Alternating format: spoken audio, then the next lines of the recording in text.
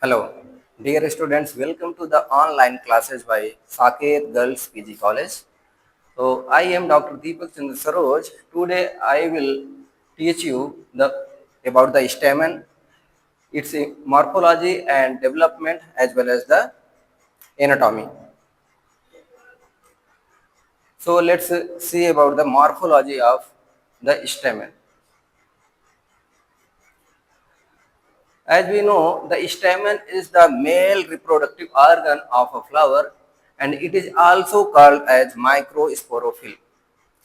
Like we know that in flower we have four whorls, the calyx, corolla, androecium and gynoecium.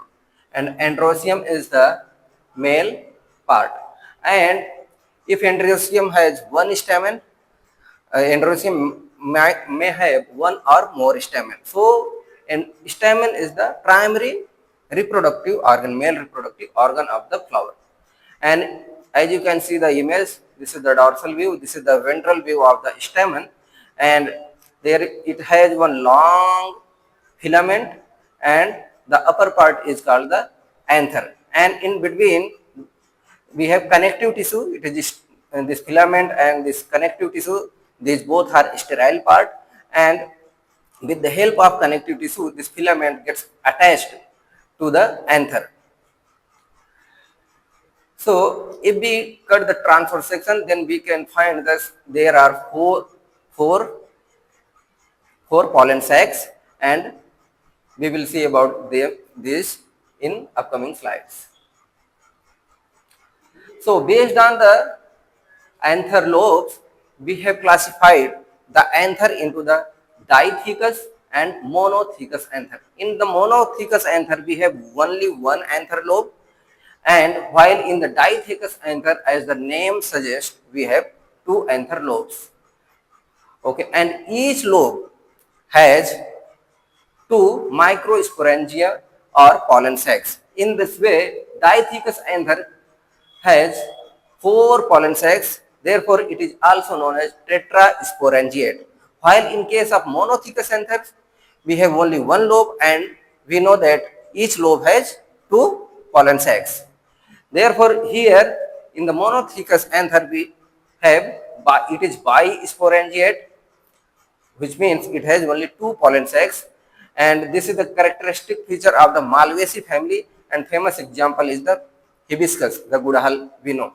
And here is the diagram. This is the dithecous anther. This diagram belongs to the dithecous anther, and this one belongs to the monothecous anther.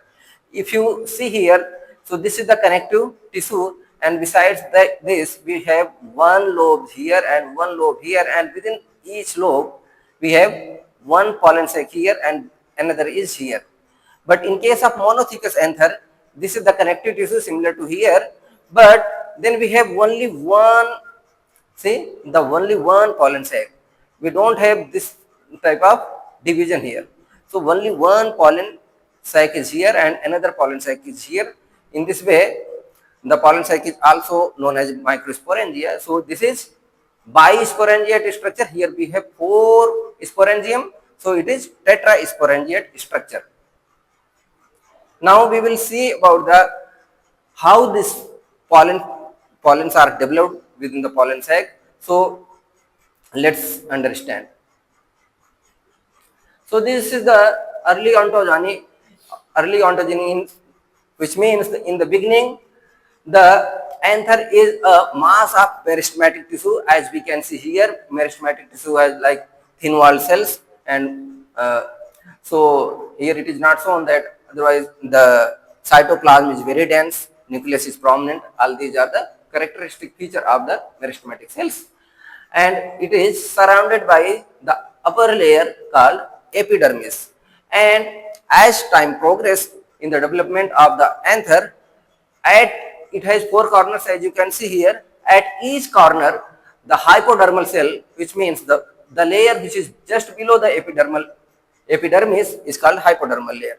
So few cells in each corner in the hypodermis will become more prominent, as you can see here.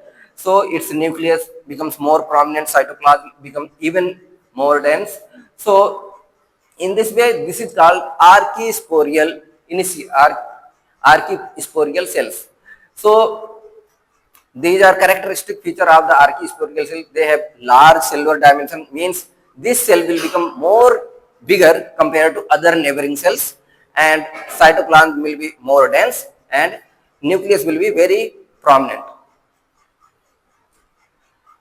So let's see more about the archisporial variation. Like in different families, it is found that in every family, the position of the number of archisporium is not the same.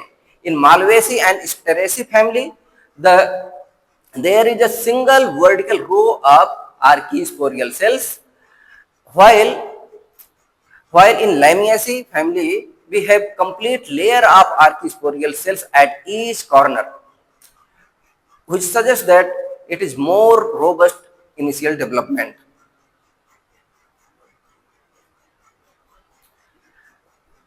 Now we will see how these archisporial cells divide. So archisporial cells undergo a periclinal division. Periclinal means parallel to the surface. We have anther, like suppose this structure belong to the anther. So periclinal means this is the surface. If we divide, cells will divide parallel to this surface, that type of division will called periclinal. And another type of division is anticlinal division. In that we have perpendicular to the surface. Cell division will be perpendicular to the surface. So when archisporial cells undergo a periclinal division, then it produces two primary lineages, which is known as primary parietal cells, and another lineage is known as primary sporogenous cells. So what do they do? Like parietal cells, primary parietal cells, like name suggests, it is going to form the wall of the anther. So similarly, the primary sporogenous cells, as name suggests, so the sporogenous suggests that it is going to form the microspore in the future. So now we will see more detail, understand all those things what we discussed in previous slides in more detail with the help of diagrams. So this is the initial, like very new young anther. So here the hypodermal layer, hypodermal cells, like you can see here, will become prominent, nucleus will become enlarged, dense cytoplasm, and these are called archisporial cells, and these cells will be at each corner of the this anther. Here we have shown only two in this diagram, and further we have zoomed this structure. As you can see here, it has gone, these archisporial cells has gone into the periclinal division and produced the primary parietal layers and the primary sporogenous cells, and further cell division will continue, and finally mature pollen sac will develop at each corner of this anther, as you can see here. And also please note that there are 4 layers in the anther wall, which we will be discussing in upcoming slides. But the upper layer is epidermis, and below the epidermis we have endothecium. If you notice here, endothecium has U-shaped thickening, that is fibrous thickening. We will be discussing about this in upcoming slides. Please note this point. So the endothecium has U-shaped thickening. What is this? We will discuss more about it in the upcoming slide. Now we are going to see about the structure of mature anther wall, how the anther wall is in the mature anther. So it is comprised of 4 layers. As you can see here, epidermis, then endothecium, below the epidermis is endothecium, then we have middle layer.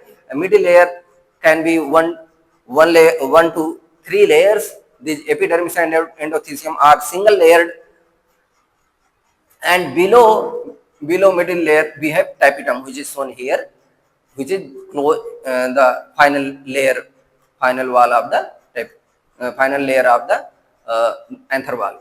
So we are going to see more detail.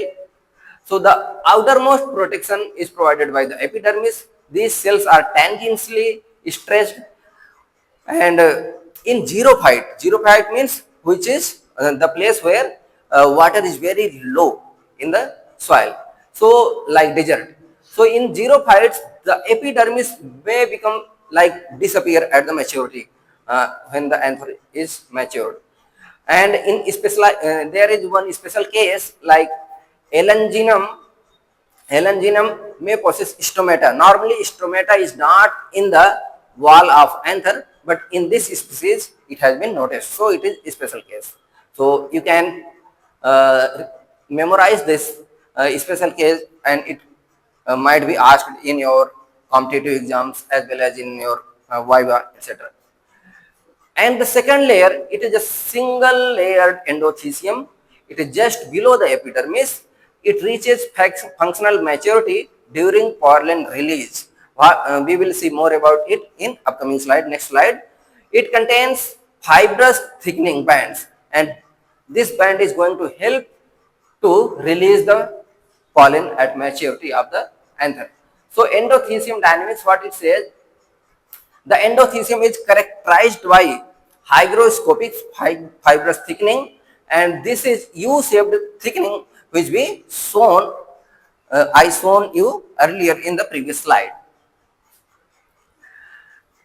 The hygroscopic, due to hygroscopic nature, when how does it help in the dehiscence of the anther? These thickenings are highly hygroscopic, which facilitate anther dehiscence by creating mechanical tension as they lose moisture. Which means when water is released, water is less in the anther at the maturity of the anther, then these cells, hygroscopic cells, they have fibrous layer. So these fibrous layers will stretch, and ultimately the stomata will the anther will open, and after opening, pollen grains which are filled inside the pollen sac will be released in the atmosphere. The middle layer and tapetum layer, the middle layer, it may be 1 to 3 layers. It is just below the endothecium, and they are epithermal, means ephemeral, because they are very short lived, and they degenerate even before the meiosis is started in microspore mother cells. Their role is to store the nutrients. They store the nutrients such as starch, etc. for sporogenous tissue, because when tissue will be developing, it needs lots of nutrients. So that thing is provided by the middle layer. So the last layer is the tapetum. It is the innermost layer, completely surrounding the sporogenous tissue, the physiologically most vital layer. It is most vital layer because it features large cells with dense cytoplasm and multiple nuclei. Why it is the most physiologically most vital layer, we will see in next slide. So how the nuclear division takes place in the tapetum? There are three types in this. In the case of endomitosis, what will happen? The chromosomes will double within the nuclei, but nuclear division will not take place. That's why at the end of endomitosis, the nucleus will be polyploidy. While in case of normal mitosis, mitotic division of the nucleus happens, but cytokinesis does not take place. That's in this scenario we have multiple nuclei within a same cell. So multinucleate cells develop, and restitution, in case of restitution nuclei, incomplete separation at the anaphase. We know that in the anaphase chromosomes are separated, but in this case it fails to separate. All chromosomes fuse into a large dumbbell-shaped nucleus. There is variation in tapetal layer as well. So dimorphic tapetum layer has been seen in case of Electra.